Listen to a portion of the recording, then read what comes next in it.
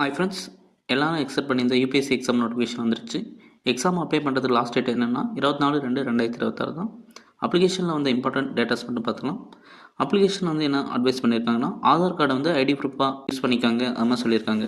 எக்ஸாமுக்கு அப்ளை பண்ணுற last date எப்படின்னா, ஆல்ரெடி சொன்னது தான் 24 பிப்ரவரி. அதுவும் வந்து 6 PM எண்ட் ஆகுது.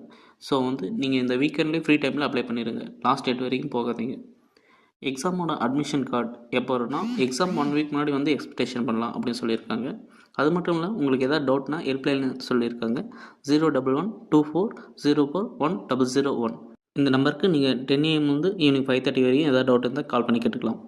எக்ஸாம் டேட் அப்போ ½ ஹவர் பிஃபோர், அதாவது ஏர்லி மார்னிங் சரி, மதியம் சிசெட் எக்ஸாம் அப்போ சரி ½ ஹவர் முன்னாடி போகணும். ஏன்னா அந்த டைம் வந்து பேஸ் அத்தன்டேஷன் டெஸ்ட் வைக்கிறதுனால கொஞ்சம் டைம் ஆகும். ஸோ ஏர்லியாக நீங்கள் விசிட் பண்ணுறது நல்லது தான். யூபிஎஸ்சி எக்ஸாமுக்கு மேக்ஸிமம் எவ்வளோ அட்டன் பார்க்கலாமா? ஜென்ரல் கேட்டகரி இருந்தால் 6 அட்டம்ப்ட்டும், எஸ்சி எஸ்டிக்கு அன்லிமிட்டட், ஓபிசி பிடபிள்யூபிடி அவங்களுக்கெல்லாம் வந்து 9 அட்டம்ப்ட்ஸ் இருக்கும். எக்ஸாம் அப்ளை பண்ணுறதுக்கு எவ்வளோ ஃபீஸ்ன்னு பார்த்துக்கலாமா?